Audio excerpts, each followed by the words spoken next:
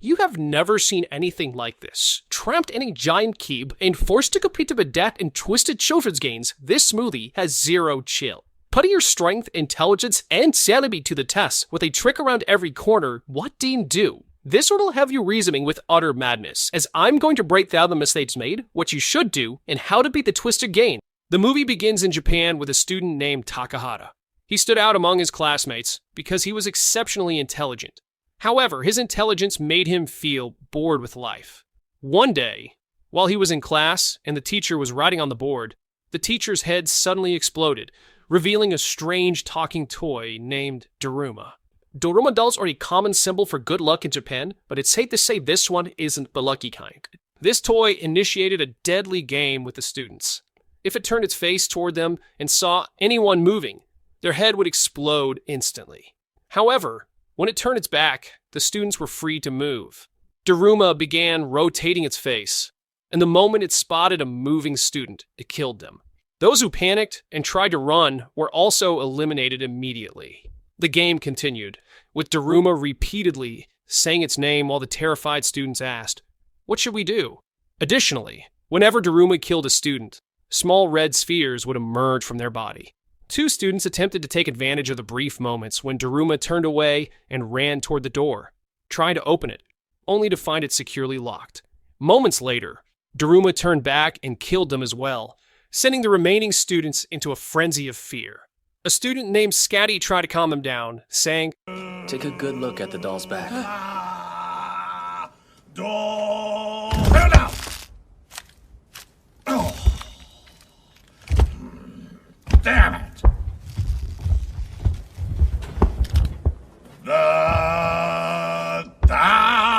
I don't know who started this shitty game, but that button should end it. So... One student made a fatal mistake, rushing toward the button in an attempt to press it. However, Daruma sensed him, turned around swiftly, and killed him. This was Daruma's strategy. It spoke slowly, but reacted instantly when it sensed someone approaching. The students then noticed the timer on Daruma's back, showing that they had only 1 minute left. If time ran out, everyone would die. They desperately tried to reach the button, but some slipped on the scattered spheres. When Daruma turned around, it eliminated them. The classroom quickly turned into a sea of corpses, leaving only 10 seconds on the timer. The only survivors were Takahata and Scatty. Determined to win, the two devised a plan. Scatty crouched down while Takahata jumped off his back, propelling himself toward the toy and pressing the button just in time. Daruma collapsed, visibly upset by its defeat.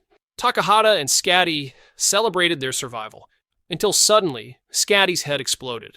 Daruma then announced that the only winner was the one who pressed the button himself, Takahata. In shock, Takahata struggled to process what had just happened. Daruma then ominously stated, "The cat will be coming soon," hinting at the next challenge. That's when the kid's childhood friend Ichika opens the door. He finds out that she was in a Daruma Doll game of her own, and she won just like him. He uses his momentary freedom to call the police, but finds out he's not in his service area. Okay, this is the time to find a way out and to plan ahead. I would take this opportunity to explore all escape options, even if we find out there's no way to escape, and we could focus on being the gates. It's clear that other gates are coming, as the Daruma Doll said. They continue running until they reach the gymnasium where they see a bunch of other students wearing mice costumes. The door suddenly shuts itself behind them, and now they're locked in. This is their next game, and as the writing on the floor explains, the objective is to put a bell on a cat. The class president orders them to put on the mice costumes, but they don't, and this hesitation will pay off later. The floor opens up, and a giant Maneki Neko statue rises up. This is yet another symbol of good luck in Japan. It's going to bring the students the exact opposite. The goal, to put the giant bell the cat's basket collar without getting eaten.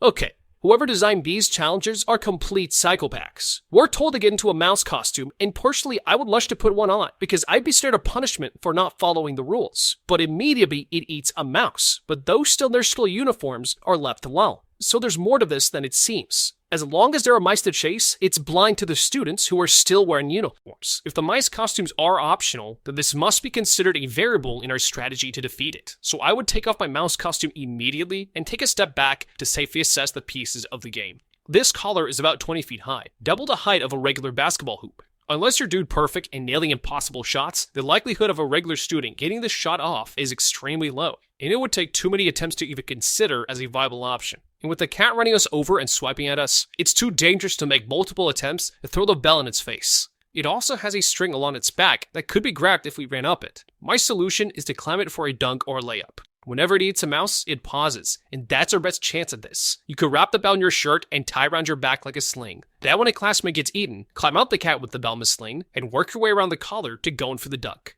One of the students is the basketball team's MVP, and has the girl pass the bell over to him. The student makes the free throw, but the bell is caught by the cat, who throws it right back at the basketball player. They've just lost their MVP, and now it can use its hands. Things just got way worse. They realize the cat is only eating mice, and they finally take off their mouse costumes, putting an end to the most dangerous cosplay event ever. But with no more mice to eat, it starts going for humans. Now this is where we need to get a little creative with our teamwork. If there's too many mice, more people will be eaten. And if the cat has only one mouse to chase, then you're stuck in a mouse costume with the undivided attention of a giant fucking cat. I would make everyone wear only the mouse legs and fold the top of the costume down. That way, everyone can rotate wearing the mouse costume depending on where the cat is in the room. And when it needs to be distracted somewhere else, by simply throwing it on the top of the costume like a jacket, we can effectively appear and disappear to the cat as needed. Work together to get the bell to the basket and avoid getting eaten. Shun here takes one for the team and puts on a mouse costume, and after getting seriously cat-handled, he realizes he can hear it complain about its itchy back. He finds out so long as he's wearing this hood, he can understand what it's saying. We need to think of this thing not just as a monster, but with everything we know about cat behavior. But if you're not doing everything you can to use what you know against this thing to keep yourself alive, then you're already losing the game. He climbs up the cat and begins to scratch its back. With the help of the other students, they all work together until it finally goes to sleep. Shun here is about to put an end to this game, but one of the students questions if there could only be one winner, like the first game. This is a valid point, but there's enough objective logic here to infer the answer.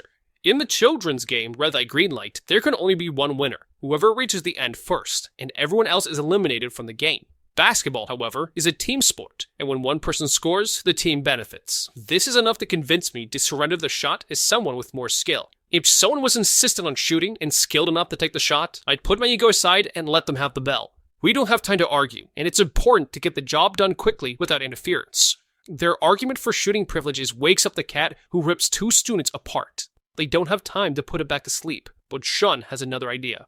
Grabbing the ripped up basketball and some spare mice costumes, he and his friend disguise the bell as a basketball. Since he knows the cat reluds and sees something before it acts, they can confuse the cat and maybe get at least one shot up before time runs out. In a high-pressure situation, this is really good thinking. He's been paying attention to the cat's behavior, knows its weakness, and is perfectly exploiting it. But he made one mistake. If I had seen this room before, I would have used it more strategically throughout the game. We could run inside for cover as a mouse, and come out safely as a student. There also might have been more basketballs in there to shoot and distract the cat with.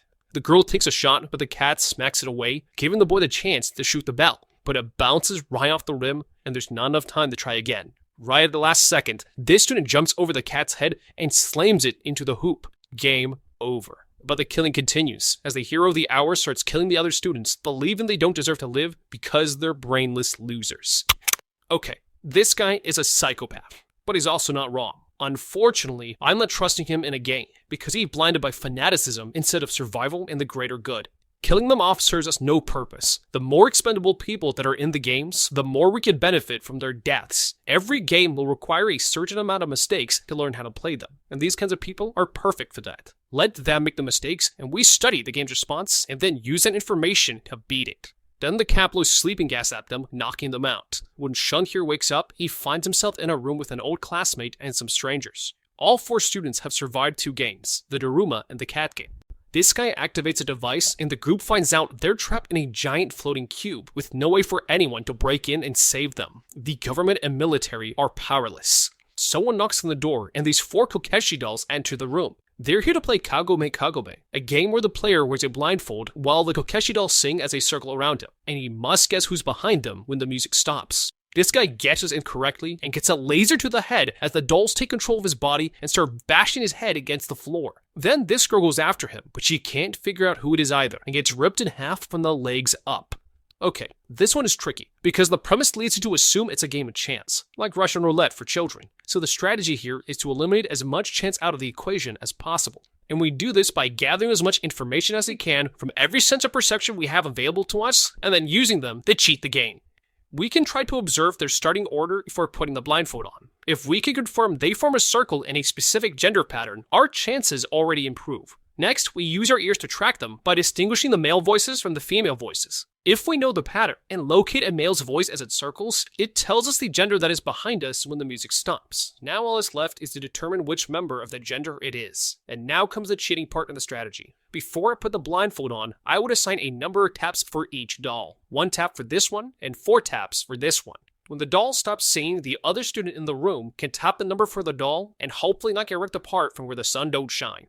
When it's Shun's turn to play, he can't figure out who's behind it. They hear a doll tell him he's out of time, and another doll repeats it, but this was all a part of his plan. Realizing who just spoke, he deduces correctly which one is behind him. He tricked this doll by playing a recording of one of them saying you're out of time, baiting her into speaking, and revealing the order of their positions around him. All the dolls exploded to dust, and one of them drops the key they need to move to the next stage. The 2 survivors walk out of the room and see this guy come running at them, asking to hold their hand. Behind him, another doll is chasing them, and they all grab hands just in time. The monster doll inspects them, but leaves when it sees they're all linked together. Ichika comes running around the corner, and Shun manages to save her from the hand-holding monster just in time. They meet some other students as well, and discover that to beat this game, they need 7 students to turn 7 keys at the exact same time. They don't have enough of either, until that killer student from the cat game appears and has brought exactly what they need with an extra person to spare. And to no one's surprise, he eliminates him without remorse. Once again, foolish. I would use this extra kid as a lookout for the hand-holding doll, because we will need to stop holding hands in order to turn the keys. And if the hand-holding doll catches us unlinked, we might not be able to turn the keys in time. Everything is a resource here, and this guy is wasting them. I would confront him that this is a poor strategy, and that we can let the game kill him later, but he did just save our lives for the second time, so I'm not going to hold it against him too much. They all turn the keys at the same time, beating this game with 12 seconds left on the clock. Meanwhile, the Cube is live streaming their victory, as everyone gathers in Shibuya Square to watch and cheer for them. The group go through and find themselves in a hot spring, except everything is frozen over. As soon as I see this environment, I'm staying against the walls. This looks like a lake that's frozen over, and I'm not leaving myself vulnerable to any traps without reason. I'm getting a head start on the game, and encouraging the others to do the same. Suddenly, a giant polar bear comes surfing in, and tells them that in this game, everyone will be asked a question that they need to answer truthfully. If they don't, they must choose someone to be killed. Okay, this sounds too easy to be true, and I'm not relaxing here. The real game is something hidden beneath the surface, and we have to find out what's the trick. There's no incentive for anyone to lie, but surely they won't let us all pass through. I'm starting this one off by choosing not to trust a single word this polar bear says, expecting traps are double meaning, insinuation, or metaphor. We can't think literally, even when we're trapped in a giant cube and talking to a giant polar bear. The first question asked is, what is your favorite food? Which they all answer easily. But the bear suddenly freaks out because someone told a lie, and threatens to kill them if they don't identify the liar in 2 minutes. The players decide that this guy must be it, because his favorite food is parsley, and the bear crushes him to death. Now, I'm a classic overanalyzer, so this one would honestly scare the living shit out of me. The answer to this question is deceptively complicated, because it's based on a general opinion and not objectively true. If I've had different favorite foods throughout the years, or a favorite in each food category, and if I change my mind after trying new dishes, how could I have one true answer to this question? So therefore, how could the polar bear know what the truth is if I myself do not? And this revelation is how we beat the game. If I don't know the truth, then neither does the polar bear, and none of us have any reason to lie. So when the polar bear says he knows someone is lying, that statement itself is a lie, and I would accuse him as the secret liar to beat the game. The bear tells them there's an imposter in the group who's intentionally lying to get them killed. This student realizes that everyone goes to the same school except for this girl, so she must be the imposter, and the polar bear stomps her flat. Now that's what I call a high school crush. But as the kid looks at the bear's paw, he sees a black patch of skin and realizes that this is a Japanese demon bear, as the snow melts off, revealing his true identity underneath. The group is taken to their new arena where these Matryoshka dolls appear, announcing this will be the final game. Kick the can. The rules are simple. Whoever is it must take the can and place it in this circle. Then try to capture the others by looking at their face, call out their name, and step on the can. Those captured can be freed if another player kicks the can, but the kicker must sacrifice his life because the can will explode. The game ends if the players avoid being captured, while the one who is it wins by capturing at least 3 players by the time the sun sets. Then they draw sticks to decide their roles, and the psychotic student is it. Everyone runs before the student kicks one of the dolls into the air, knocking the can to the ground and places it at the designated spot. Okay, hold on a second. Didn't they say that can would explode if it was kicked? This might mean it's not triggered by impact, and could be one of the game's tricks if we need to kick the can to save someone later. But more importantly, if I was it, I need to manage my time wisely, because finding people will be very time consuming. The 2 boys try to hide as far away as possible, but the psycho student finds them first and beats them into submission. That's 2 down, 2 to go. Now, finding people who have already hidden will waste a lot of time, and by retrieving the can first, you're giving everyone too much time. If it were me, I would skip the can and quietly follow them to their hiding spots first. Once someone's find a good hiding spot, it's unlikely they would move from it, and if I know where they're hiding, I can go retrieve the can and come back to their hiding spot to catch them. I would also prioritize who I should put in prison. The best person to follow is Shun, because he's going to hide with the girl, and that way I am more likely to catch 2 people at once. Shun has proven himself to think quickly on his feet and be heroic, while the other 2 are more cowardly. So if Shun here is locked up first, it's very unlikely anybody will be coming to save him. And as long as I get 3 captured, I win the game. There's only 2 players left. The psycho kid spots them and runs up the stairs. Shun escapes as the girl goes off to block the entrance, but he breaks through and captures her. Shun here is stuck trying to figure out what to do, as he's going to lose if he doesn't free the prisoners. Now, Shun's team did not strategize as well, but honestly, they have the best chance of surviving from the start. He has to see your face and call your name to capture you. By eliminating either of these 2 as a possibility, you can work the game to your advantage. So I would have covered my face with my jacket so he can't legally capture me as a prisoner. I would tell everyone to do this. No matter how much you're punched, kicked, or beaten, if you don't show your face, it will become impossible for him to win. Then there's no need for anyone to kick the can and sacrifice themselves because no prisoners will be taken. This is the best possible outcome. If someone does get caught, we can remove another win condition from him. When he's out finding people to capture, I would stay nearby to move the can and hide it. Even if he sees your face and says your name, you're not officially captured until he steps on the can. If they had thought about this from the beginning, they wouldn't be in this hopeless situation. But then Shun here sees this old suit of armor nearby, and he gets a clever idea. He leaves his hiding place dressed in rusty armor. I could give you tetanus just by looking at it.